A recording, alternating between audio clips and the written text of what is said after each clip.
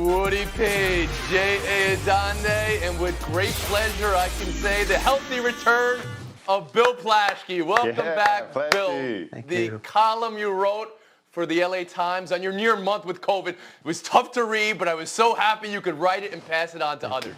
So thank you for that. And to cheer you up, we lead with the victorious Los Angeles Lakers. Yeah. Let's go. Yeah. Oh, yeah. My favorite part of last night was this with LeBron, because he knows it's our ball, and he's increasingly hysterically adamant. He's like reminding you guys, it's LeBron here, it's me in the first round. Don't worry about this. Bill Plaschke, what did the Lakers show you last night? The Lakers showing that they're the Lakers again, their best game in 4 months, their best game in the bubble. LeBron scores 10 points, his lowest scoring total in a playoff win in his personal history. And the Lakers still win by 23. It's because Anthony Davis showed up again, huge, 31 points, 29 minutes. Contavious Caldwell-Pope, 0 for 9 in the first game, 5 for 8 yesterday. Again, Davis scored two points in the fourth quarter of game one, was dominant yesterday. And the defense held Portland, which was the bubble's darling team. Defense was amazing. The hottest No. team in everything in the league. You're right there. Lowest point total of the season. Lakers are back. Let me ask you this, Bill. All those perceived problems in the backcourt, in the rotation, and the very real problems with the shooting, that disappears now? Well, I think they're still there. They still linger. But I think the Lakers needed this game to realize they're still the Lakers. And I think they have this mental swagger about them. You saw LeBron, nobody's built like us, screaming into empty stands last night. I think that matters. Yeah. All right, J.A. Adande, around the horn to you. What did you take away from the Lakers Tony, series last night? the problems have not disappeared, but the solution has become apparent. And I think they knew this when they went out and got Anthony Davis. They need to have somebody that can be better than LeBron James. And maybe the solution to winning a championship is having a player who can be the best guy on the floor when that guy is not LeBron James. And LeBron was great in game one, didn't play as big a role in game two. It didn't matter. The Lakers were plus 32 when Anthony Davis was on the court. And I think he's going to have to be the guy that leads them to a championship. They're going to do it. Now, he's unproven. We haven't seen him win the 16 playoff games. And it's not like LeBron isn't going to win some games, going forward, but he wasn't the guy to deliver victory in one or two of this series. You wonder if part of it is he's broken his own no social media rule in the playoffs. You see him tweeting about voter suppression during the days in the playoffs. Right. Hey, I'd rather have him helping to save democracy than maybe winning a championship. I appreciate that, but let's not. Okay. Wait, did I hear you right that this has to be Anthony Davis's team if they want to win a championship, not LeBron's? Is that what you're saying? That's what I'm saying. Woody Page, around the horn to you on J.A. believing it's Davis's team if they want to win, and what you saw in that evening, the series last night. Well, you know how those guys from L.A. are. I'm happy that Bill's back, but I'm shocked, Bill. You didn't say it's over after 2 games. Just give him time. What's wrong with you? But I want to concentrate on the defense, and Bill mentioned it briefly at the end, but Frank Vogel has always been characterized as a great defensive coach. They didn't look like it in the first game against Lillard and that Trailblazer team hot coming into this series, but in this game, he decided to throw a double team at Lillard for 16 times. He only made 3 of those shots, and when he got hurt in the third quarter and dislocated his finger, you got to worry about Lillard going forward. So I thought the defense was what really was the difference, and that's an area where LeBron can really help you. He's no longer the dominator, but he can be the facilitator on both ends of the court, because Anthony Davis has got to be the difference in them winning this series. Yeah, So you agree with the Don? What do you mean LeBron's not a dominator anymore? He just had a triple-double that nobody had in the history of the NBA playoffs 1 game ago. Please, go ahead, Bill. The game that they lost. Well, Tony, I forgot to tell you, the series is over with. It ended in the third quarter last night when Lillard broke his finger. I didn't even ask you that. Lillard's finger is dislocated. If he's not Glad you're there, back, the Bill. Blazers aren't there, it's over with. It's over in 5. Yeah, but about Anthony Davis and about this team having to run through him, you agree with Adonde and Page about that as well? I agree because LeBron James agrees. It wasn't the Lakers that wanted Davis. It was LeBron James personally recruited him, has personally mentored him and shepherded him and guided him through all this. I get all that. He's great. People want to call him a top 5 player in the NBA. Maybe he's top 5, maybe he's top 10. But I'm just saying it has to go through Davis for them to win. Surprised. Everybody in this panel is Tony, unanimous in that. he has to Okay? play more Yeah. center. They've been most effective when he plays center. Didn't want to do it as much in the regular season. They are at their that's a best solid when he's point. playing center as well. Can I ask real quick? All the woes the Bucks had in their first game, much like the Lakers, they got the win in the second game. Everything you just said about Los Angeles true for Milwaukee, J.A.? Very similar, and part of it is playing with playoff intensity and understanding people aren't just going to roll over, in part maybe because, Orlando was technically at home, right, in game one, not playing in Milwaukee. But, yeah, we saw it's a lot simpler when they play harder. Giannis has to realize no one can stop him. I think the key stat was 4 dunks, him getting to the basket. No matter how many walls they try to put up in front of him, he can still get to the basket when he wants to. And they let up a little bit when they let the game get into single digits again late in the fourth quarter, only scored 18 fourth quarter points. A reminder that they're going to have to play at full effort to win this series. But if they do, it'll be easy from here on out. We'll move on, but we'll stay in Los Angeles because this is Bill Plaschke's day. L.A. and Dallas tonight. This is Game 3. Don't ask Paul George what he thinks about what someone else thinks. He doesn't think much of that, and he's going to tell you that. What happens tonight now, though, that this series shifts to Dallas? And what does L.A. do for Doncic, who is shredding them? Woody Page, you want to start us off?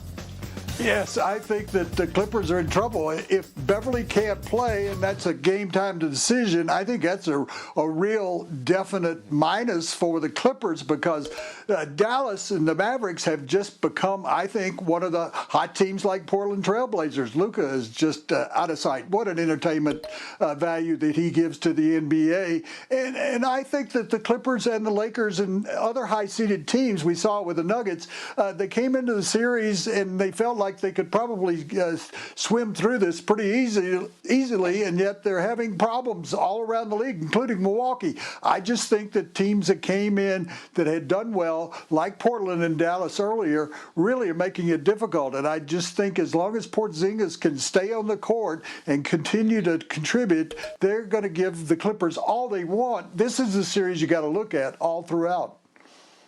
Bill, I know you're looking at this series as well. Specifically, the Clippers right now, what are they going to throw at Doncic? It's interesting. The Clippers, they've had communication problems all year long because they haven't been on the court together. And the one connection they had was Pat Beverly. And Woody's exactly right. If Pat Bev doesn't play tonight, they're 11-11 in games he doesn't play. They're a 500 team without him. And without him in game 2, it was the first wire-to-wire loss by the Clippers when both Kawhi and Paul George were on the floor at the same time. They need Pat Bev's energy. They need his passion. They need his smarts. If they don't have him, I don't think they win this series. I think everything else is irrelevant because they haven't played together enough to get through it without him. He is their on-court heart and their soul. Jay Zonde, how you read it?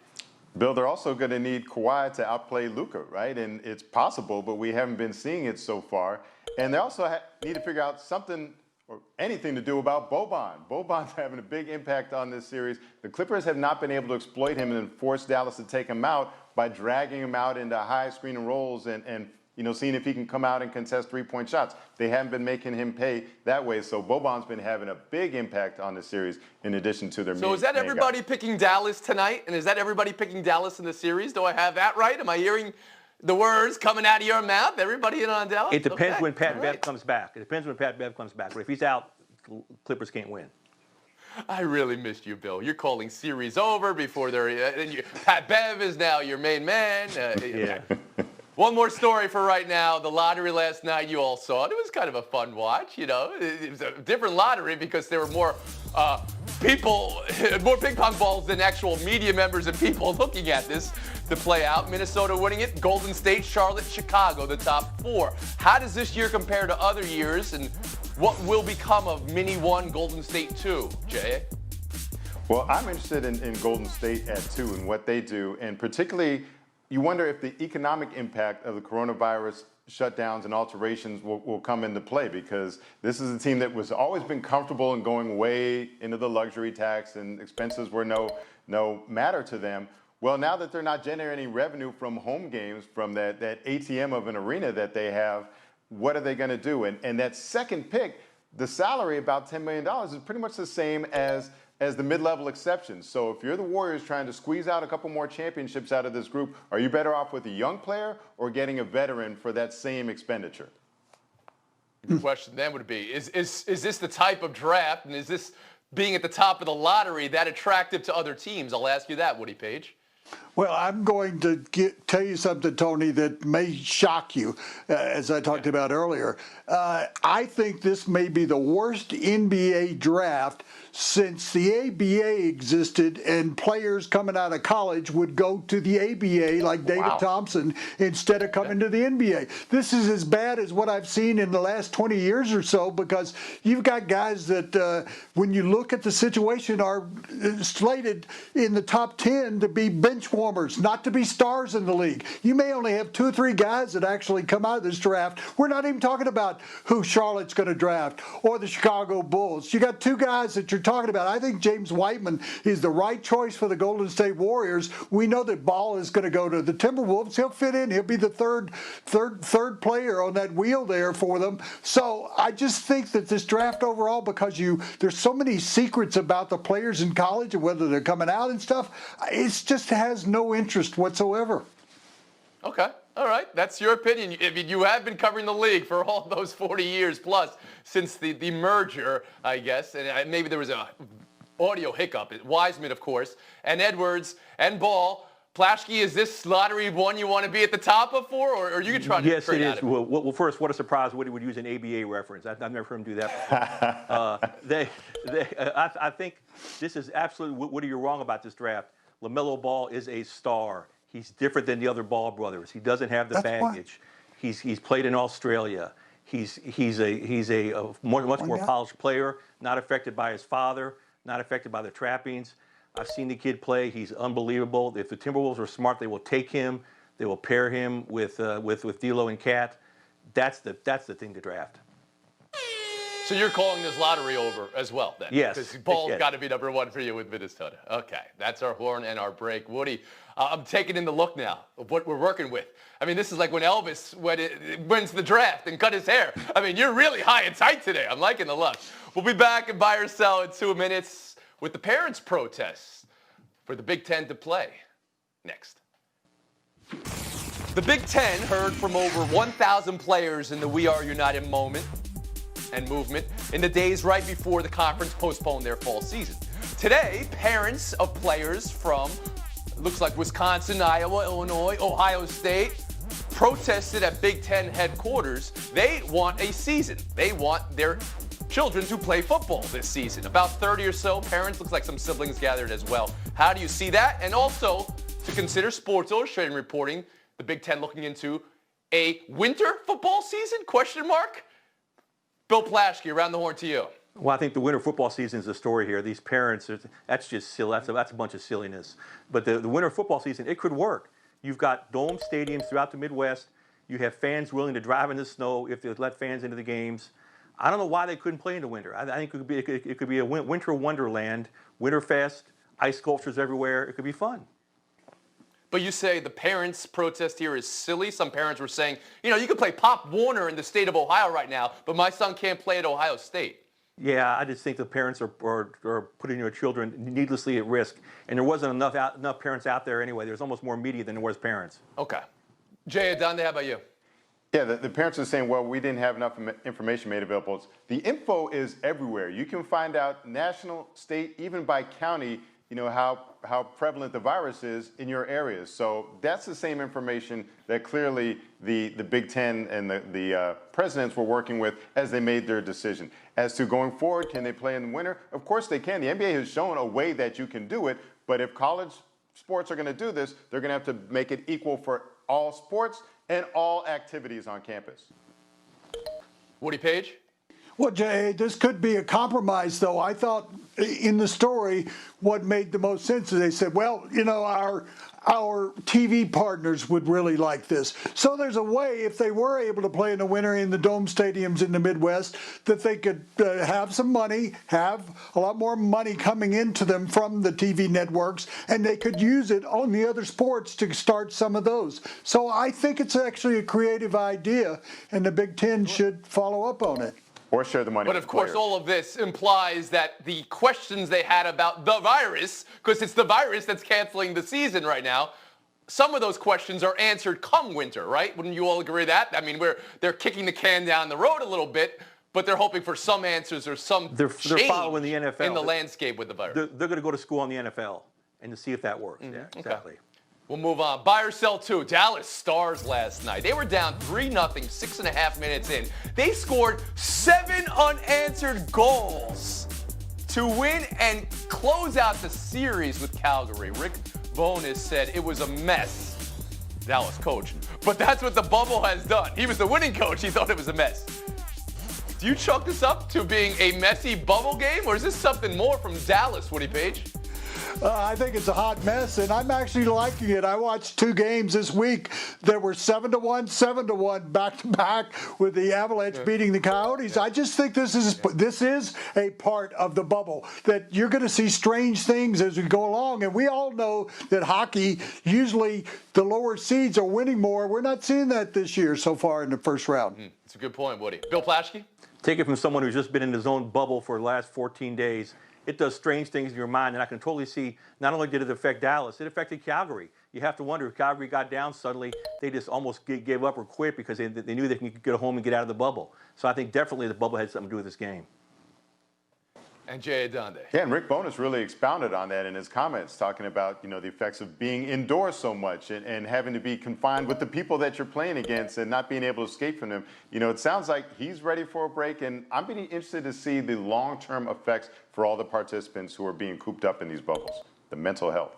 Okay, there's that thought about the bubble, and then there's a differing thought about the bubble, which we're going to talk about now. And it's amazing. The NHL had an all-time game last night, but this is the story of the day in the NHL, and it's Mike Milbury. So what we had last night, during the call of another game, about the bubble being an excellent place because you can remove distraction, Mike Milbury saying there's no women to disrupt your concentration.